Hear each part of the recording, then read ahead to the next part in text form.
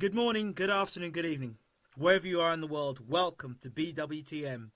We have with us a special guest, none other than Speedy, Sam, Sheedy. Sam, how you doing? Oh, yes. I'm good, thank you. I'm good, Ingram. How are you? I'm good, chap. How things been? Everything's been great, mate. I don't know if you know, but you do know. The fight got postponed. I was supposed to box 3-4 weeks ago. Now it got postponed because my opponent was struggling with his visa, I've heard, or some other reasons. Well, where is visa? So it's got postponed, which just give me a little bit more time just to sharpen my tools up. My fitness is always there, as everybody saw in my last fight. I was more than fit. I was the fittest I've ever been. I've done a 12-round fight. I could have gone another 3 rounds. So my fit, I know how to get that fit. I've got that fit again. So now I've been working on a few new things. So I've got a few surprises in store for my fans when I box. I'm looking forward to putting on a great show. So talk to us about this fight. You know, it's for the Commonwealth Middleweight title. We joked about it, the Commonwealth Championship of the World. Remember we talked about that? I do. Well, it is. It covers 1/3 of the world, the Commonwealth. I think there's 2.5 billion people in the Commonwealth, and there's 7 billion people in the world. So it covers a great percentage of the planet. It does indeed. So it's no joke. It's a brilliant title to have. Absolutely. I hate to go back about the Tommy Langford fight because it seems every time your name is called up, brought up, now Tommy Langford's name is right next to it. But let's talk about let's talk about that fight again. Looking back at that fight, and what do you think you've learned? The key points you've learned from that fight coming into this fight now. Well, first thing is, it was a split decision, which means it could have gone either way. If it had gone my way, nobody would have moaned. If it went nobody moaned. But and it was a little bit controversial. But the thing is, if I'd have won that fight, I wouldn't have changed anything because I'd have been the man. I'd be, Sam Sheedy, I'm the man. I'm British champion. I've got a Lord Lonsdale belt. Great.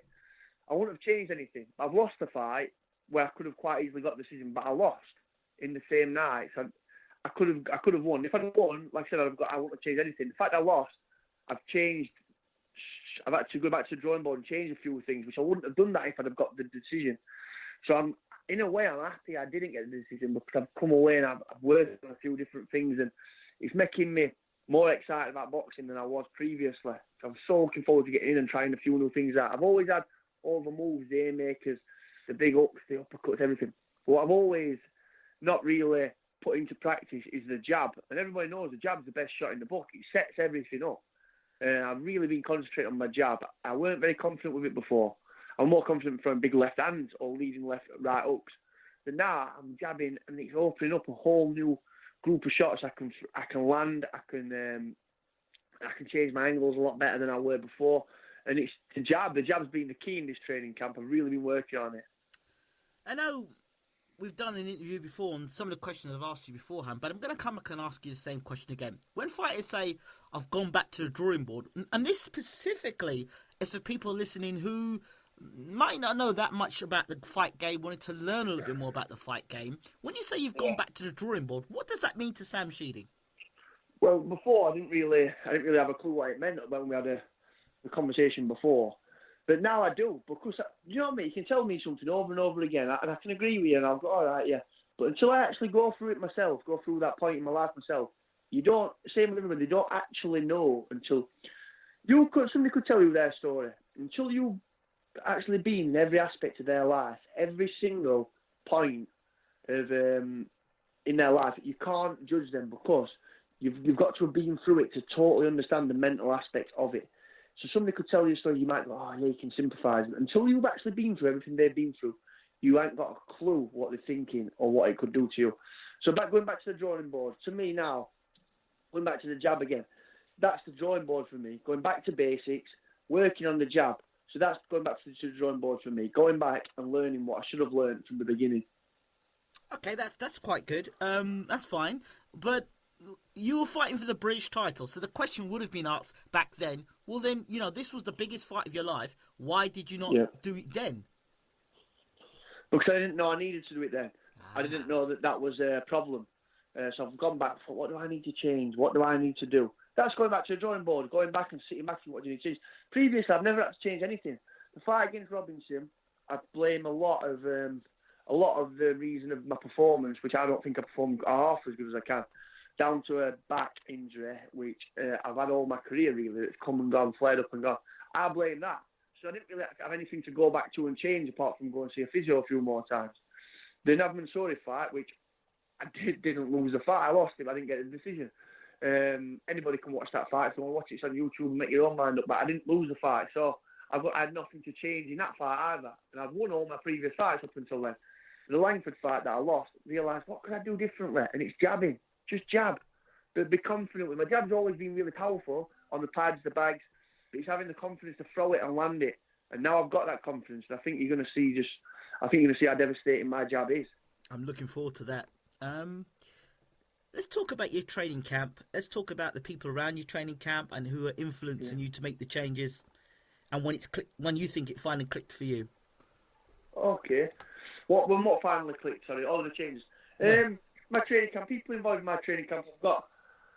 I've got a huge amount of following. I've got a great following. That I've also been blessed to have a lot of sponsors jump on board. I've got Valley Heating Solutions that have recently joined forces with me. Napoleon's Casino have recently joined forces with me. They've been a great help because they've made me not have to really go back to work to earn the money to be able to live, to be able to be a fighter. So that's been absolutely fantastic. So they've played a big part. Dennis Hobson and AJ Hobson are my promoters, and last 18 months they've got me an English, a British, and now a Commonwealth title fight. So I need to repay them by actually winning one. So I'd love to do that. Glenn Rhodes he's always had my back, but he's always banging on about things to me.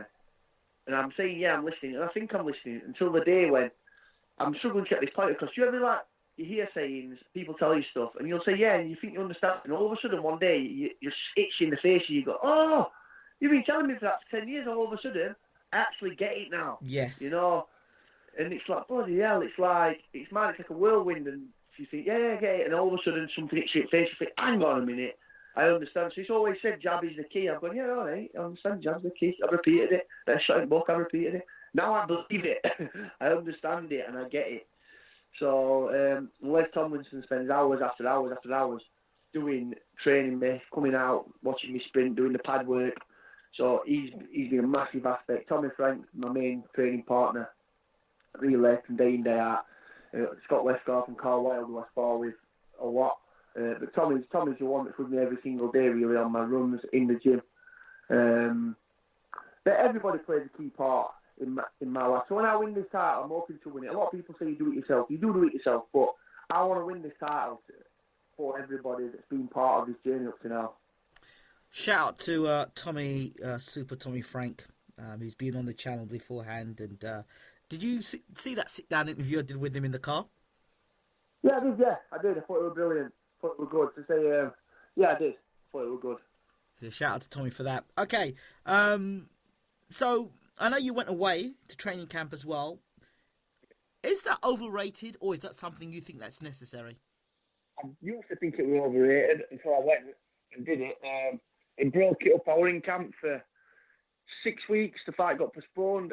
7 weeks, the fight got postponed. I went away for that my 8th week. It was great because it was a mental break of doing the same training over and over again. You get good at something, Ingram. If you want to play football, get good at football, you play football. Simple as that. If you want to get good at playing darts, you throw darts. Oh, we're doing the same thing over and over again. You can sugarcoat it different. Yeah. And it's repetition. That's how you get good at something.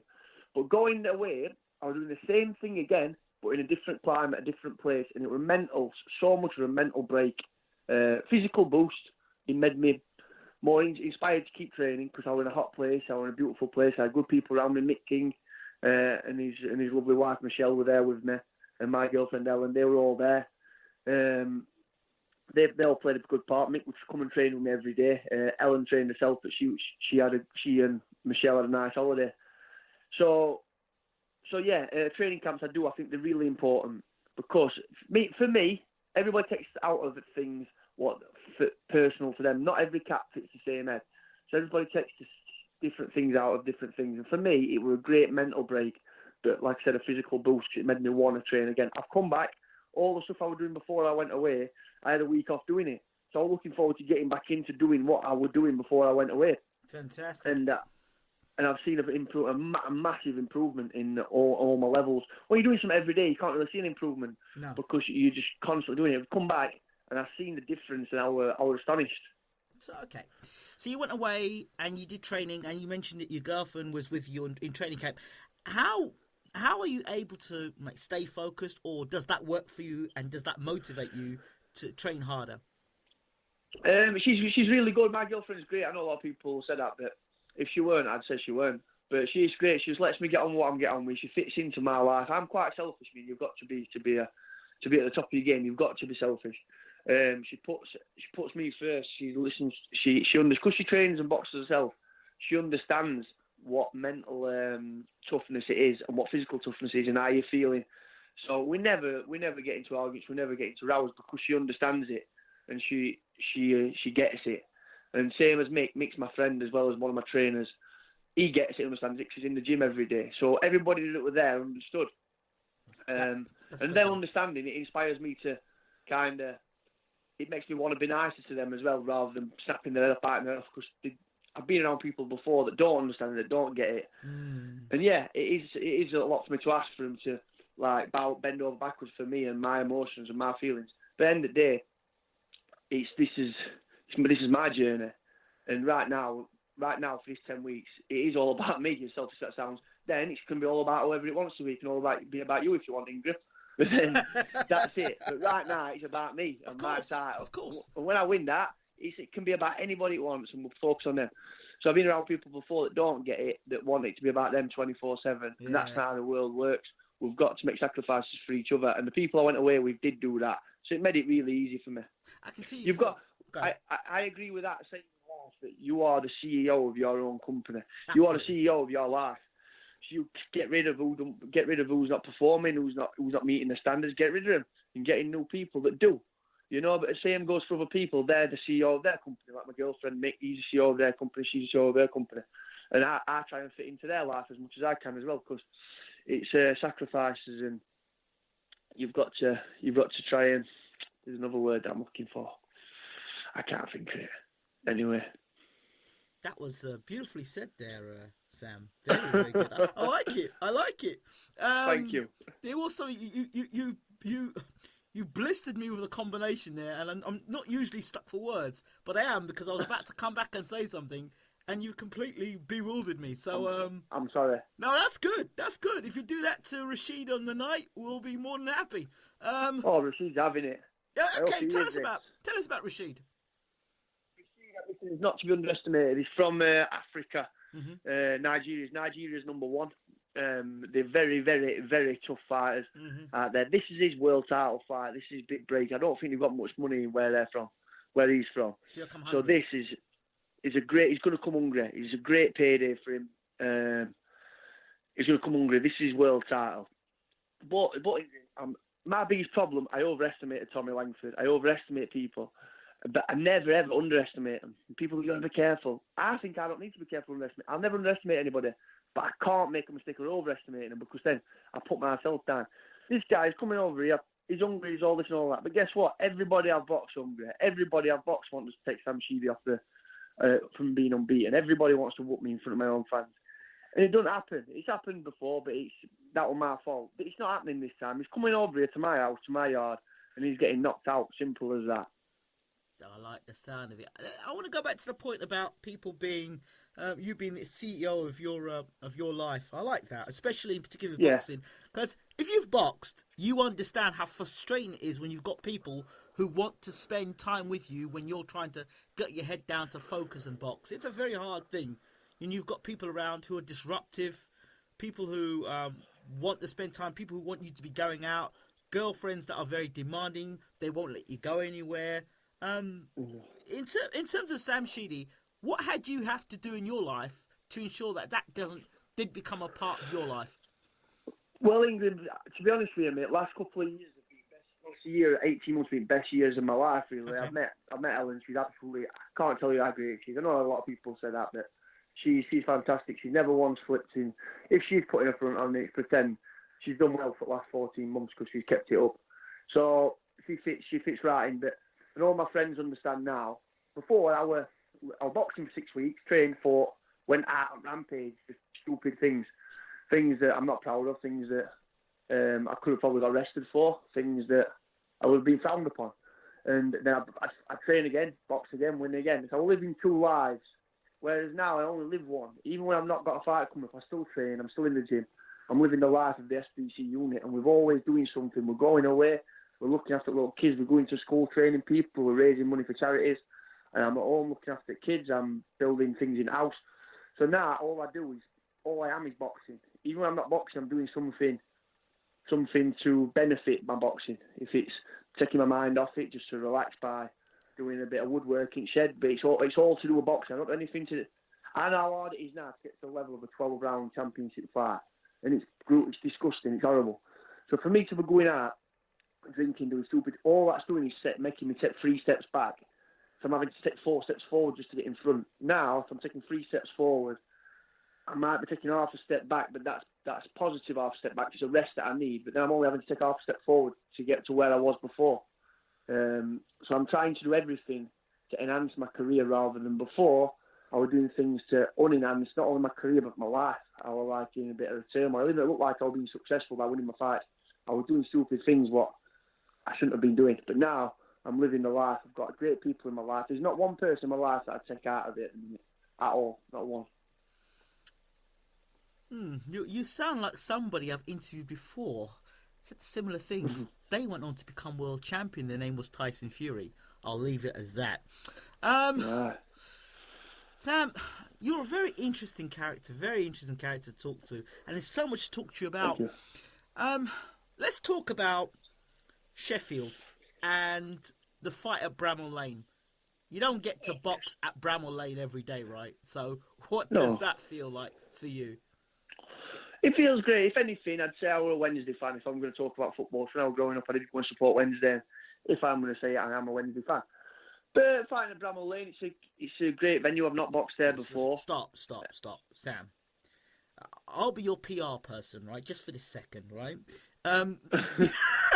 Just for this second. I know it's a Sam Sheedy show, but saying that you're Sheffield Wednesday fan, boxing at Bramall Lane, isn't a real great PR thing, is it? Ingram, I'm going to tell you something now. I'm honest. I'm not going to pretend I'm a United fan, because I'm not. If people want to heckle at me, they can all they want.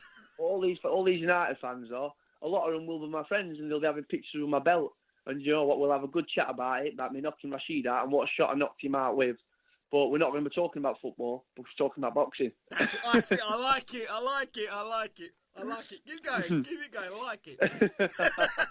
So that's it. We're talking about boxing, not football. You can play football, you can play rugby, you can play tennis, but you can't play boxing, Ingram. I can tell you there'll be a lot of people that are going to love you after this. You'll probably have more fans after this, Sam. I hope so. Well, if I do, I do. If I don't, I don't. Do you know, I've also realised growing up, Ingram, I used to try, I didn't fit in, like in the sense like where I looked for some reason. I couldn't get my hairstyle the same as everybody else. It's like I've got afro hair and I'm white. Yeah. My body was out of proportion. I had right short legs, a long body, and a right big head. No matter what I did, I couldn't look like everybody else. So all I wished is I used to wish I could be the same as other people. I could have the same hairstyle, but I couldn't. It didn't work. Wouldn't have much money, so I couldn't keep up with fashion trends. Just nothing worked. My personality, it didn't really fit in with. I weren't as good looking as all other kids when I was younger, my mates. So like, I didn't really fit in there with all the girls. So, I wanted to fit in. As I've got older, I realised the best thing that could have ever happened to me was that. Because now I'm more comfortable than I ever have been in my entire life. Because I didn't fit in, I was so uncomfortable, so insecure, I was getting embarrassed by nothing. Now, I'm the total opposite. I'm happy to be different. I'm buzzing to be different. I'm happy I don't look the same as people. I'm happy I've got afro hair and I'm a white man. I'm happy I've got short legs and a long body and I'm a tall dwarf. That's all right. Sam, I like it. I have to ask you a question. Where did you I get don't the want afro to fit from? in with anybody else. Where'd you get the afro I don't know. I don't know. I honestly ask my mum. Ask my mum. I don't know. Milkman had a bit of an afro hair and a bit of a tan, so I don't know. No idea. Why don't you nickname yourself Sam Afro Man Sheedy? Well, I could do, couldn't I? I could do, but what I realised when I was quite young, and it's hard to believe, but I am slowly receding. So when I go bald, I'll have to change it again, won't I? You know, so it's going to go. Or it could just be ironic. He's bald, but they call him the Afro Man. It's just ironic. Okay, so the last time I interviewed you, I never got to ask you the question, why are you called Speedy? It might be obvious, but it might not be so obvious. Again, it were ironic. I was that slow. If you could see me running, Ingram, if I sprint, I swear to God, it's unbelievable. My leg, it looks like I'm going really fast. I've got short legs, but I'm actually going really slow because I've got short legs. I always weren't very quick, and it rhymes my surname, Speedy, Sheedy. And as I've got older, happens I've turned out to be absolutely rapid. Good stuff. I like it. Okay, so let's find out a little bit more about the man, the myth, the legend. Let's find out a bit more about your what kind of music do you listen to, Sam? You know what? Everything. I had Celine Dion in the car early on. I had Celine Dion in the car, Dr. Hook, Whitney Houston, and then I like absolutely all sorts. Me, I like every genre. Don't like that speed garage stuff though. I'm not interested in that. Okay. The taste differs to your teammate there, Tommy Frank. He says that he's a Motown man. He's a bit more of a lovers man. Motown. Yes. I love that as well. Yeah, Okay. Luther Vandross. Okay. Luther Vandross. I like it. I like all that sort of music. I like everything like that. Okay. Yes. Bit of ABBA. ABBA. Yeah. ABBA growing up. ABBA. Everything. Phil Collins. Oh, yes, of course. Phil Collins. Yes. So, Sam, give us a ring walk. What sort of tunes would inspire you for a ring walk? Well, when I walk out, I've got a song called Speedy Gonzalez. Speedy Gonzalez cut by the Cumbia All Stars. And that's what I walk out to, obviously, with Speedy.